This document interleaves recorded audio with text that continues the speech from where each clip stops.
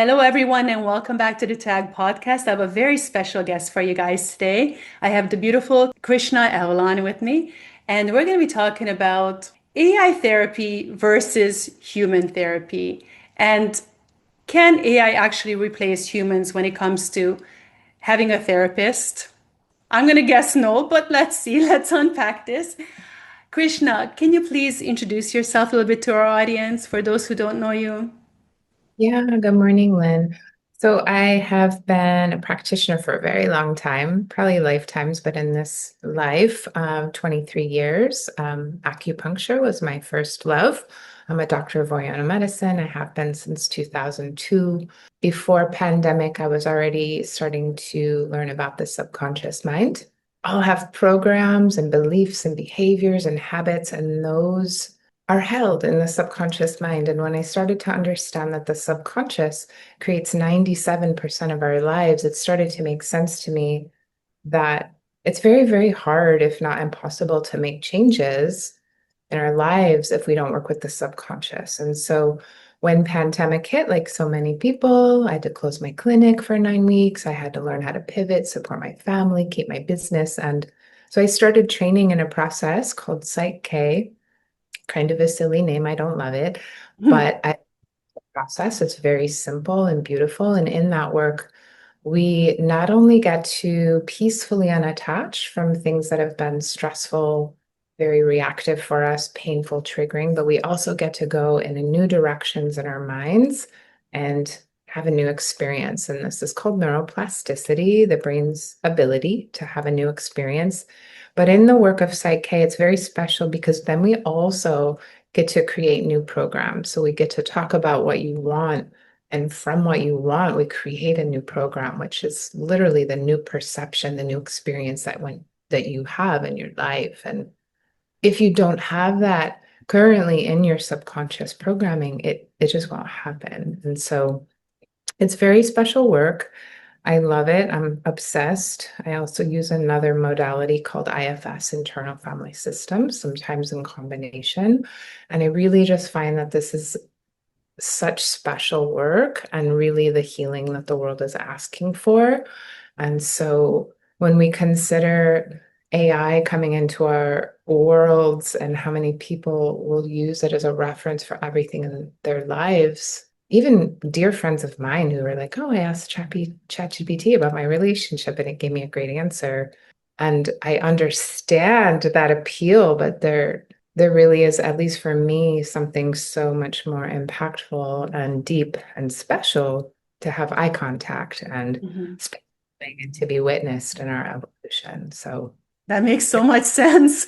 And I don't even understand like what the I think they pushed us to to our absolute human limit where we are so disconnected from each other anymore and we don't have that human connection, and that's why people are so lonely that they are able to connect with AI so deeply.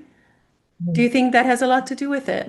I think that it is a very convenient, readily available tool. I think if it can help people in a moment of crisis, help someone in a moment of crisis gain some insight, or have some clarity, I think that's great. But to me, it's sort of like, the watches everyone wears. You're training yourself to look outside of yourself for answers. For one, you're like, ooh, what's my Yes. data? How did I sleep? And it's like, can you not remember how to just check in with yourself in the morning? Be like, how do I feel? How did I sleep? Like, I understand the appeal too of like, how many steps did I walk today? I think I would probably like that data, but yeah, just, the whole encouragement to look outside of yourself and then rely on technology for answers. When we as human beings, we're here to connect. We're here to connect with each other. And like when we're not feeling connected, that's when we suffer. That's when we suffer the most, when we feel alone or when we feel isolated or not seen. For me, as a very spiritual person, an old soul, a practitioner forever who practices a lot of modalities, I just, I see where people suffer and where they struggle, and this is part of it. Yes, loneliness is kind of an epidemic today, and we are more connected than ever before through technology. but people are also lonelier than ever before, which is quite sad. I just watched a video before you came on. It was about a 16-year-old boy who committed suicide, and ChatGPT advised him to do it and even wrote the goodbye letter and everything. And the parents are suing OpenAI, who's behind ChatGPT, and they were talking about like what like because basically AI, whatever you say, whatever you do, it always agrees with you. It's trained to always agree with you. So if somebody goes there with like a serious concern, something like this with thoughts of suicide, it's gonna encourage you to go ahead with your plan. And this is something really, really crazy. And how can we even protect our children from something like this? It's messed up. It's really messed up. And Yeah. that's so, and I'm glad those parents are suing. I mean, I would not want to go through that kind of stress in any way, but oh, that's terrible. Yeah. Yeah. Yeah, I mean, this is really the dark side. People think, oh, it's wonderful. It's going to help me write this or do this for me or do my chores or whatever. But, there's also a very dark side to AI, which people are not realizing. I realize it. I Yeah. think But do you use any AI tools at all? I do actually, because I'm in a master's program to get that therapy degree because I believe in Psych-K and IFS so much and I see the need in the world and I'm just trying to allow my work to be more available to people and I'm not Mhm. trying to LinkedIn and Facebook selling myself, it's just not Yeah. where I'm at. I'd rather people just come to me and then I have all these tools that regular therapists don't have. Yes. And I do. I'll be like writing a huge paper and I'll be like, help me come up with the most like impactful thesis statement. And then from there, I might use an idea or two, but Mhm. I've changed my settings on my laptop and my phone. Like, don't go to AI to give me answers. For one, have you seen what that does to the earth? Have you seen those videos? They're so disturbing of how much like energy consumption and Yeah. resource that is. It's upsetting to me. But sure, it has been super helpful with helping me get through this program because Yeah. I don't care about the degree. I really don't care. I'm already a therapist. Really, to the people that come to see me is to, allow them to use their behavioral health benefits for this really beautiful work. But yeah, small snippets, right? And I Yeah. just think all these people that come to me with sleep problems and anxiety and attention deficit. It's like, guys, you don't need more things to help you. You need less things. And a lot of that is, of course, technology and blue light and Yeah, yeah, yeah. All the things. I studied quantum biology with Meredith as well. So, yes, and those things are huge, and people don't realize that. yeah, We're living in this artificial world now. And of course, our circadian rhythm, everything's messed up. And if we're not sleeping properly, then our mental health, everything suffers. So, where do you start when somebody comes to see you? What are the most important things that you? right. I mean, I definitely ask them where they're most stressed Mhm. and stressed that's taking up the most headspace, psychic space, energy. So with the work of Psych-K, we might do some what we call balances in Psych-K to help Tell people. us about Psych-K a little bit for those who I'm not familiar with it. I think it's new to most people. It is. The only reason people have heard of it is if they've gone down the sort of rabbit hole of subconscious modalities. Dan, who wrote The Biology of Beliefs, Hmm. he uses or has cited Psych-K to be his favorite way to Hmm. work with subconscious. It helped him finish the biology of belief. So I think that's why a lot of people too have heard of it, but it stands for psychology plus kinesiology. It was created by a psychologist who wasn't able to serve his patients the way he wanted to. And it's a combination of things. The kinesiology is muscle testing. Hmm. And what we do is we muscle test before and after someone sits in a balance, and the balance part is to help your brain get into what we call a whole brain state. And those like postures and practices, they come from something called brain gym, sort of similar to EMDR, if people know what that is, where we're crossing the midline of the body with our eyes or our hands or our wrists, ankles. And yeah, it helps the left and the right hemispheres of the brain communicate coherently so that your subconscious can unattach from like a feedback loop or a pattern or a behavior or a memory and go in a new direction and create that new neural pathway in the brain to have a new experience. And then we muscle test afterwards just to make sure a shift has happened. It is so incredibly simple that it's kind of eye-raising. Hmm. And we can get to two, three balances in a session. One balance is a lot. And so if you can unattach in a peaceful way from something that's been very upsetting for you and Yeah. not about it anymore, I mean, that's profound. And then when you can create a new lens or perception that you want to have, like you go from, I love and accept myself as I am, from whatever you were in before, all the self-doubt, the criticism, the judgment of yourself, the chatter, and just go in a new direction, have this new experience where you love it. I mean, that changes your life. So I love it because it's very simple and easy. And both Psych-K and IFS, I didn't really know what they were when I got into them, but literally God or something much higher than me led me into these trainings because then when I was in them, I was like, oh, it's because this is what people need right now.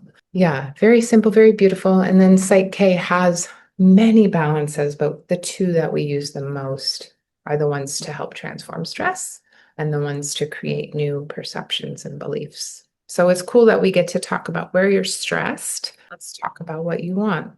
And so those are two beautiful ways to be able to help people move on in their lives and create life as they wish it to be. That's beautiful. I love that. Do you ever find that therapy can also help women with losing weight? Like I have so many women who come to me and they're struggling with their weight. Could this be something related to like past trauma or some kind of programming that we're carrying in our minds? Yeah, 100%. And I have these other lenses too, but sometimes it's the nervous system. A lot of times people think they need to work out more, eat less, and Hmm. and times it's like you need to actually rest more so that your body can drop into what we call rest and digest, the parasympathetic activation of the nervous system, because we're mostly always go, go, go, go, go, turned on, the fight or flight, always looking for problems and danger and what needs to be fixed. And so helping people like sleep better or have practices that help teach their body how to feel safe and relax in the moment could be nervous system. Of course, could it be hormones? Yes. And then the other thing is, yeah, we might hold weight for protection. We might hold weight because we don't feel safe being seen. Hmm. Hold it because we'll get to a certain part of our diet or our workout routine and then we'll self-sabotage because we don't believe that we're worthy or deserving of feeling sexy, feeling radiant, being thin, being fit, being seen, being, you know, confident because Yes. we this much belief in how much we think we deserve in like love or health or money. And so what this work does is it creates expansion in our beliefs about what we deserve and what we're worth because we will only believe what we were shown and what Mhm. we've already experienced. Could it also be related to like the type of relationship someone's in? For example, Yeah. like in an abusive relationship or not a healthy relationship, do you think women would be more subjected to holding on to more weight in their bodies as a protective mechanism, perhaps?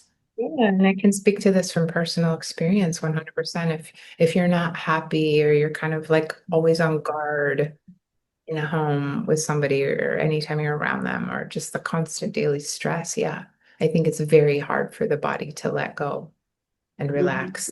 Again, in the parasympathetic state where that rest and digest, that's where your body heals and can let go. So for a lot of us, we hold weight with stress. With other people, they lose weight or don't eat. Yeah. But I think pretty of people, and especially women who might be going through like perimenopause or menopause, is such a hard time to try and feel the way you want to feel in your body. And it can be incredibly helpful, but also working with the nervous system and, of course, having maybe some functional blood work to get specifics about Mhm. what you need in a simple way to be supported and sleep well and relax well and metabolize well. So when you work with like menopausal women, how do you address the issues of hormones? Is there a way to improve hormonal health through therapy? Yeah, well, for one, I have done a lot of work with women where we do expand those beliefs about it's easy for me to choose what's best for my mind, body, and spirit. I have time and energy to care for myself, because a lot of people come home from work and they're exhausted. And so what do? They sit on the couch and start binging Netflix. And so I've been able to support people changing those kinds of habits that seem impossible to do on your own because you haven't been able to do it before. And just make that so much easier because a lot of people will get the momentum with a lot of pep talking or mantras or um, some certain kind of motivation, but then again, it'll end up self-sabotaging because those beliefs are pretty contracted and limited. So no matter what it's around, hormones, menopause, bad relationships, we talk about what you want to be experiencing, and then we get to create those programs so that it's possible, so that you don't have to work so hard to talk yourself into stuff. It just is. You can just do it. And then all of a sudden people are like, oh, yeah, I'm just doing the thing, and I wasn't able to do the thing before. Wow, that's really, really amazing. What would you recommend to someone, for example, when if you go home and you're trying to relax and relaxing is watching Netflix, for example, what would be a better way to unwind? Yeah, I love that. Well, first of all, I would say, what about that situation are you stressed out about? Like, do you feel crappy about yourself? Do you shit talk yourself? Is it when you come home and you're just feeling so exhausted and you wish you could work out what you didn't? Or is it like the next day where you're hard on yourself because you didn't? I would first have you focus on what that stress is like. We'd have you sit in a balance, which for that one looks like you're crossing your ankles and your wrists, and you're sitting here focusing on that stress with your eyes closed, and you're not trying to talk yourself into anything or imagine what you want. You're like literally focusing on the stress of that situation until you notice what we call a shift, which could be physical, mental, or emotional, could be visual. And when that shift happens, that's when the subconscious has gone in a new direction, created that new neural pathway, and then we muscle test to make sure that's happened. And that could take a minute, it could take 20 minutes, does not matter. But we'll probably do like one, two, or three of those balances where you're focusing on the stress and where you're getting stuck. Like, let's help you unattach from that behavior and go in a new direction. And then let's create the program that you want to have. Let's talk about what you want. I want to, you would say maybe I deserve to feel healthy and radiant in my body, or I deserve to have, time for the things that I want to do, or it's easy for me to make healthy choices. So these are kind of like little mantras, like affirmations that you would be saying to yourself as well, right? Not even mantras, because we're creating the new program. We're creating this in the subconscious. So again, I'm talking to you, Lynn, and I'm like, well, what would you rather be doing when you come home from work that you're not doing, that you're having, want to have the energy to work out or, Yeah. and so we use your most favorite words to create that program.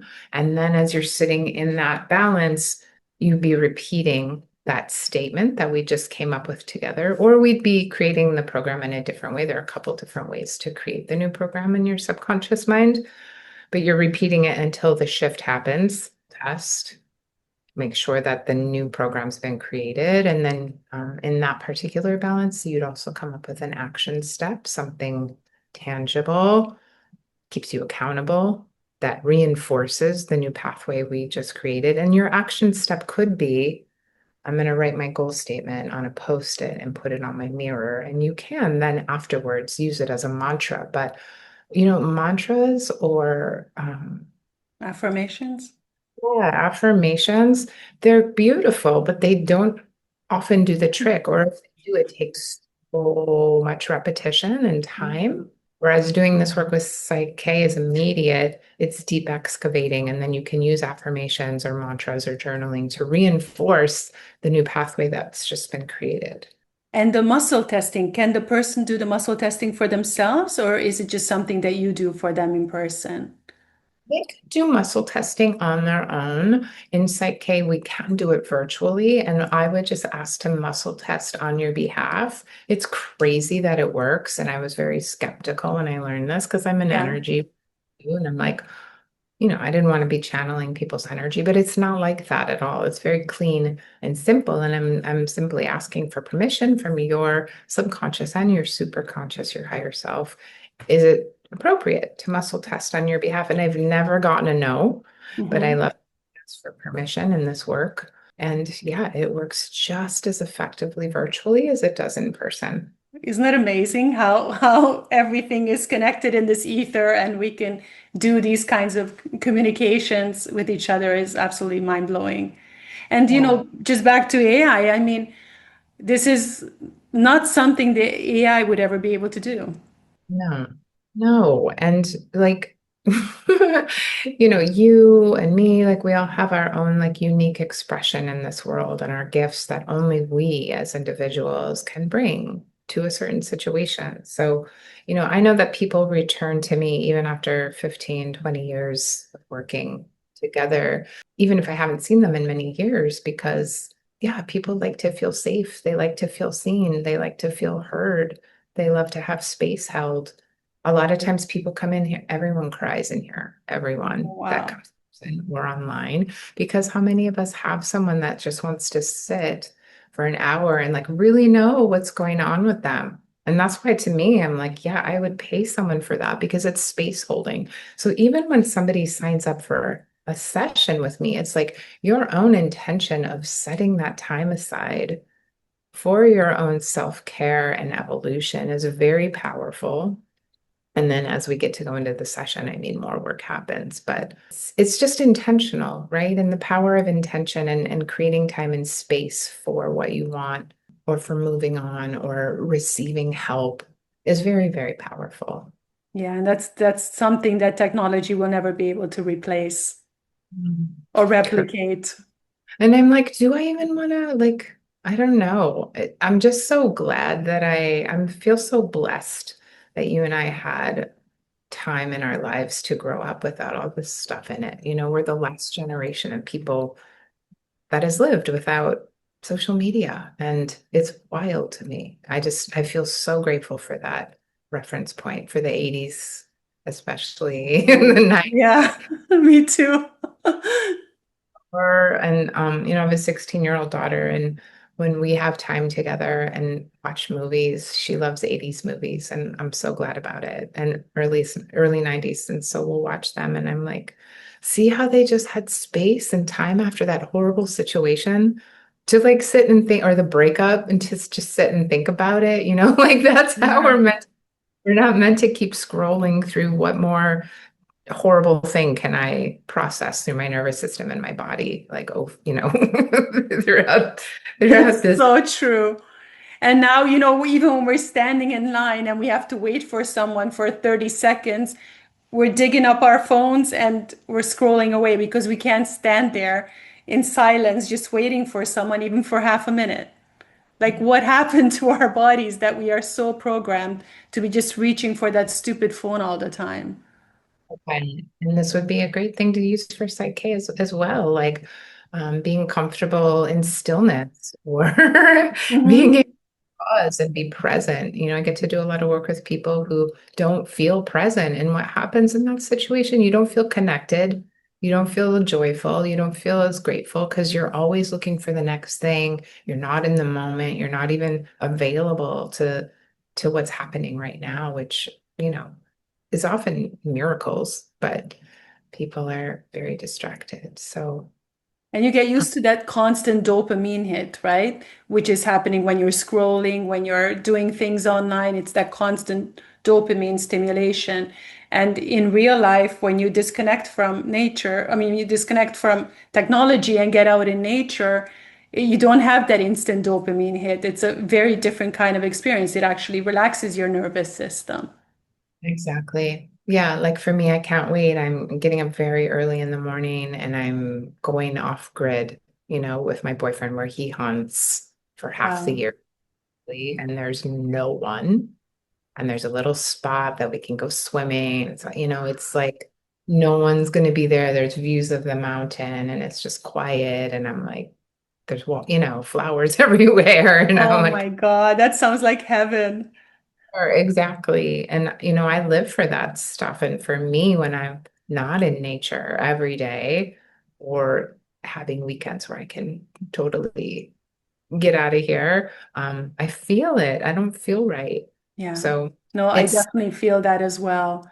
And but I have to always like remind myself because it's almost like someone programs your brain because when you're out there, it's like someone's calling to you, like someone's talking to you, but check this or you have to check that and you feel like it's so urgent or you get this brilliant idea that you have to do something right away, but it always has something to do with your phone. And it's like I can't just like turn off my mind and just enjoy the moment and forget the phone because within like 10 minutes I'm going to have another idea for a brilliant reel or a post or something and I have to stop in my track and make a note or write it down or make a reel and it's just so sad that that also I've become like that, knowing how important it is to be outside, to be in nature, to connect and to be in the sun and to get away from the toxicity of technology. And still, I feel like I'm just sucked in over and over again. I mean, I would like suggest for you, like as a creator to myself, that the best thing for my business has always been unplugging and going somewhere where I can resource my energy, remember that I'm more than enough. And that's what nature shows me is like I am overflowing with abundance and beauty and connection and resourcefulness. And yeah, I do think for that situation too, it's nice to create new programs where you're like, I can rest. It's safe for me to rest. It's safe for me to unplug. And I don't even like the word unplug because it sounds like we're technology, but Yeah. uh, Disconnect. Well, that too. Same. and for me, like my creative energy, like my libido, everything turns on like extra when I have spaciousness and feel rested and Yeah. I, can just kind of daydream. That's just where I feel most feminine, most beautiful, most creative, most insightful, most clear, most connected to God. And it's so funny then when you do tune back in to what's going on, Yeah. any great astrologer or person who reads energy, when I read about like what the themes are, the energy, I'm like, oh yeah, that's exactly what I'm in, right? Because I'm connected. I'm connected Mhm. to God. But you gave me a good idea. Well, you didn't, but it just came to me. So maybe you gave it to me that, when you do go out in nature and you feel the calling to your phone, maybe just take a pen and paper, a Mm. notebook or something and make notes and write poetry and write down ideas because you get a lot of ideas because your brain just opens when you're outdoors. And instead of reaching for the technology, reach for a piece of paper. What do you think of that? Well, I go places where my phone doesn't even work. So it's I not love really that. that. I love But that. I mean, if I could just write, if I could be a writer and just travel, maybe do yoga teacher trainings over and over around the world, I would do that. Yeah. Because I do feel like journaling and writing is very powerful and intention setting and goal setting and speaking to, your guides, your angels, your higher self, your future self. So yes, reach for the pen and the paper. That's Yeah. what I do for And me. people are forgetting how to write now.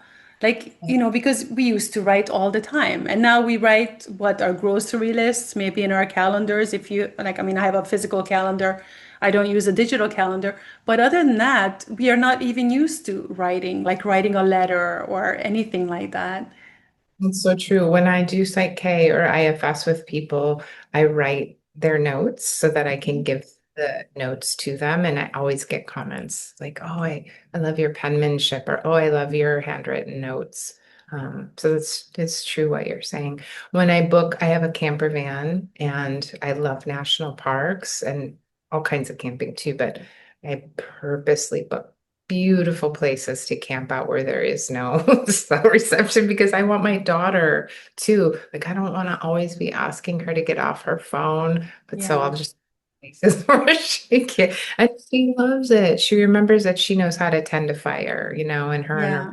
will be tending a fire all weekend. And I'm just like so happy. And I feel like a good mom, and she's happy. We went whitewater rafting last Oh, weekend and wow.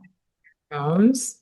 And the phones didn't even work when we were out there. So even when we were getting our instruction before we got in, she was so happy, right? We went horseback riding when we were in Yosemite a few weeks ago with my cousins. But they didn't have cell reception out in the forest. And again, she's just so happy. She remembers how much, That is so cool. We I camped a lot when I was a child. I grew up in Canada, so you know all the beautiful national parks all over Canada, and we did a lot of camping and it was just, then I didn't really enjoy it as a kid, but now looking back, the fire, the healing vibration and colors that are coming from the fire that we're meant to be sitting next to in the evening, the stars that you would see, and this, sleeping on the ground, being grounded, walking around, swimming in the lakes. I mean, that's our human state. That's how we should be living. It's not in these busy, crazy cities and overstimulated constantly, staring at five devices at once is just crazy what we're doing to ourselves. And no wonder everyone's stressed, unhappy, sick, with cancer, heart disease, everything, right? Because it's just too much. Our bodies can't handle it. Where do you live now? I'm in Gibraltar. Okay, It's a little tiny rock, a little piece of rock. It's connected to Spain. So, beautiful. but I do spend time in Spain. I actually like it more in Spain because then we're on the beach. Here it's really nice because we have a beautiful mountain and we can go up the mountain and then you're in nature. So it's like in 2 minutes you're out of the city and we have monkeys and everything. So it's really cool. And we do have some nice beaches here. So we're very Oh, lucky, but I mean it's very different from Canada for sure. that sounds lovely. So you have access to that. That's I so do. I do. And Krishna, and that's where I truly feel alive. It's a completely different experience for me. And lately I started, hiking and going into the woods by myself, which I never did before. So, it stopped me from hiking and doing a lot of things because I always had to wait for someone to go with me. And now I'm like, I don't care. I just go by myself. And I love the solitude. I love being out there by myself and just, it's a completely different experience. it is. It's so I'm amazing.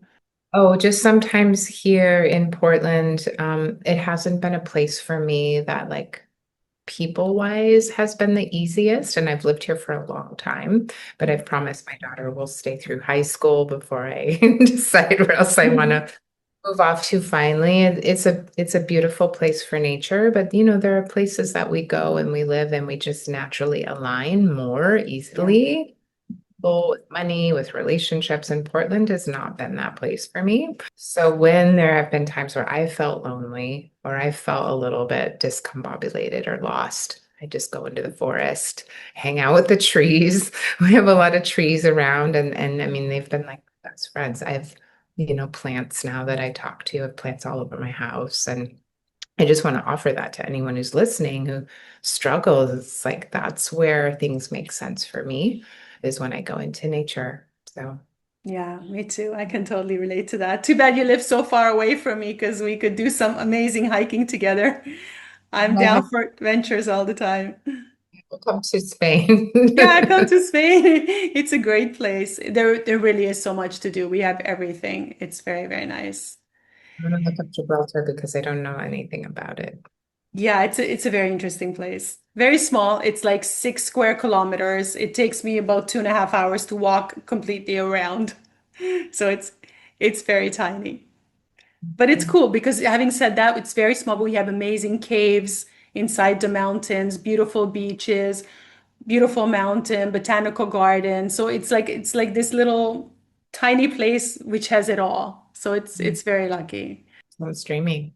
Yeah, it's really nice. So Krishna, back to the AI stuff. What do you think about like now they have these robots, they are making like robots that can be your companion, they can be your wife, your girlfriend. I'm sure it's just around the corner that they're going to be making robots that are therapists and you can just go to see a robot therapist. Do you think people will be open to that? Of course they You will. will. agree. Why am I putting all of my freaking time and energy? And I'm like, people are just going to choose, but not everyone's going to choose robots. They're Mhm. not. Technology fails. Just like you said, there are going to be more stories about people committing suicide or having terrible experiences with their robot. And I hope people get There have made a also been instances where ChatGPT told them to leave the marriage and people left the marriage. I mean, that's how crazy people, but I think there's going to be a backlash. The way I see it, people are very excited. It's all new. It's a novelty. It's exciting. It's something different. And again, it always reinforces what you want to hear, which is nice because you don't really get that from humans or even from a therapist because they're going to give you another perspective as well. So people are kind of blown away by it. But I think it's going to kind of backfire. And I think when it does, I think people are going to turn even more towards wanting human connection. Do you see this happening? could totally see that happening as you were talking about it. I mean, yeah, yeah, definitely. Like I'm making a film right now. It's going to be about the sun. It's a very interesting film. And there are so many AI films that are coming out, and I'm sure there's going to be, filmmaking is going to be history soon, and everyone's going to be making AI films because it's going to be so simple and easy to make. But I think the more we're going to go towards that, the more people will want to see humans in films and human actors and, written by humans. I think once AI gets completely out of hand, the more people are going to want to go back to the way things were.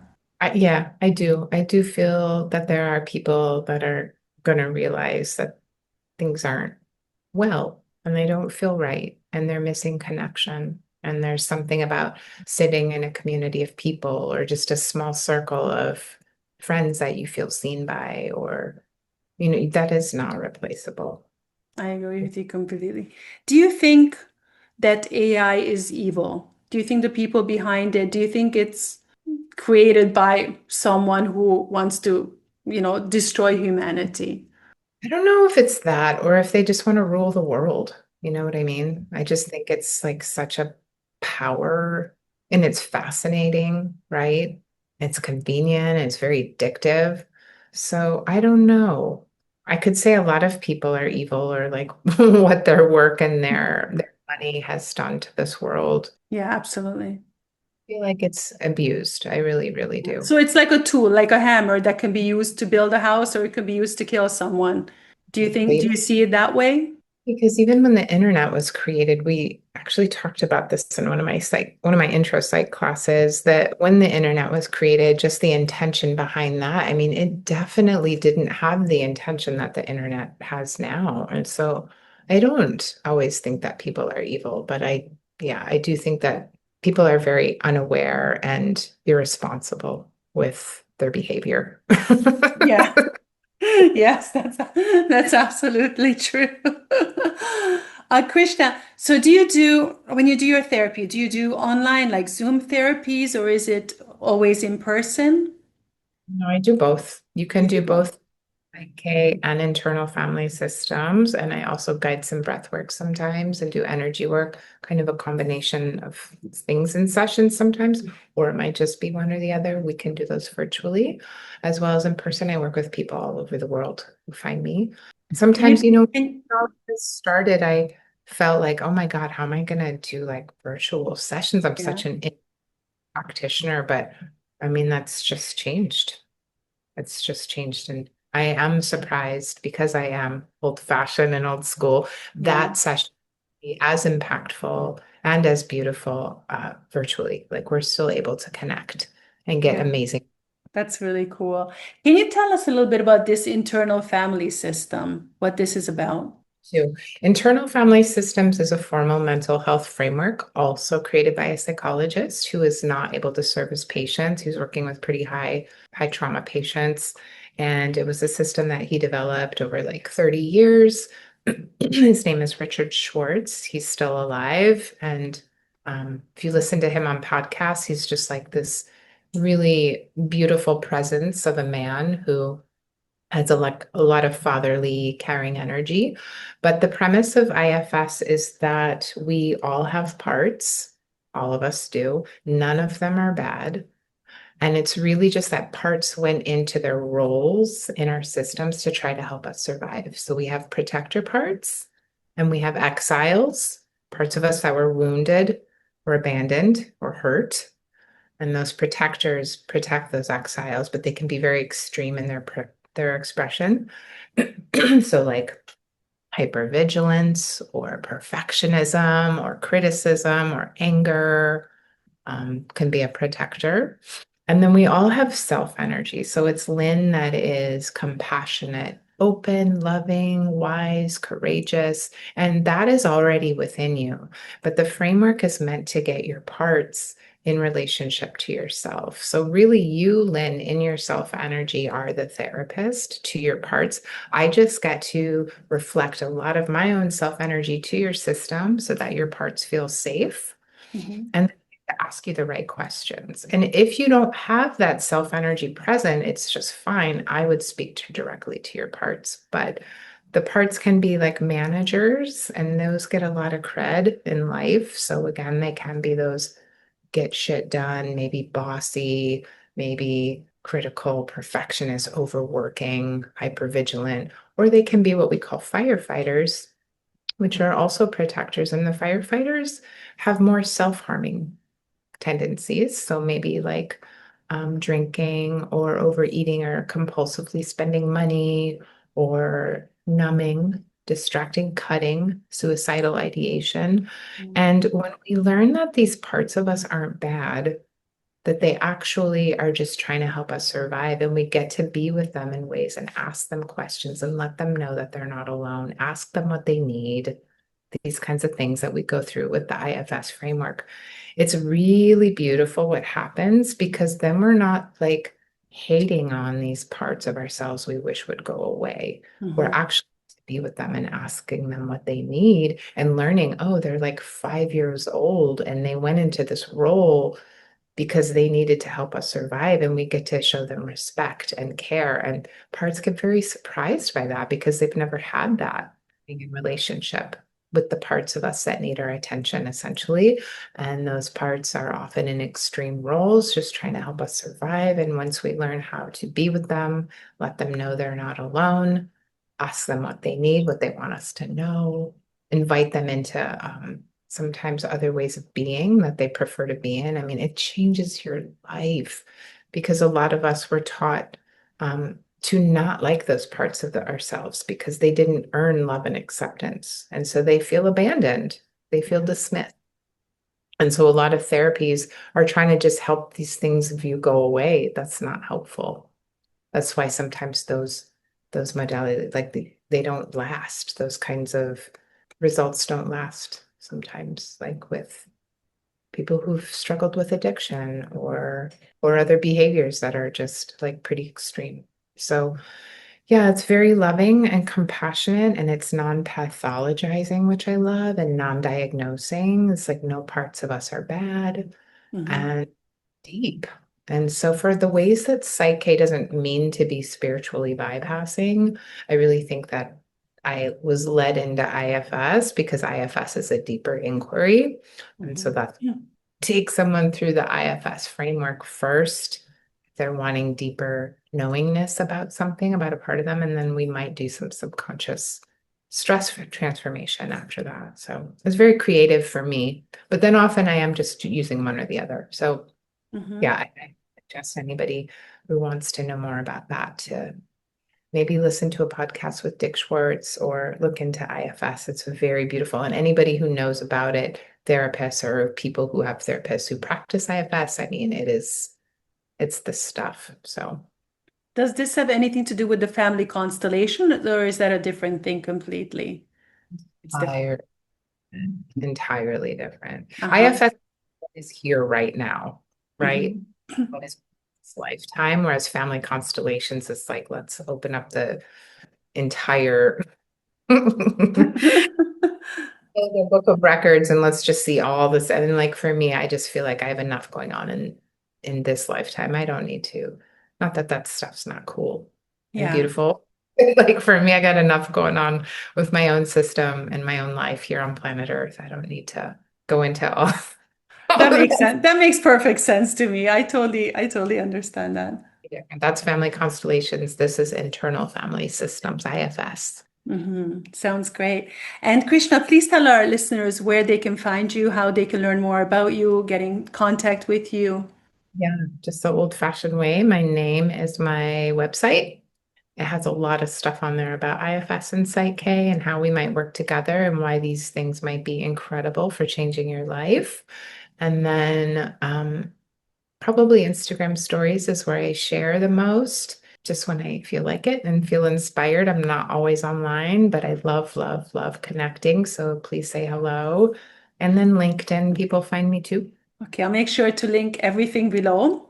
And isn't it amazing? We both dressed in white. I don't normally wear white, and I was like compelled to wear white today. So here we are in matching white. But it's so nice to meet you. It was really nice to meet you as well. Thank you so much for being here. We learned so much from you today. And guys, thank you so much for watching. Make sure you like and subscribe, and we'll see you in the next one.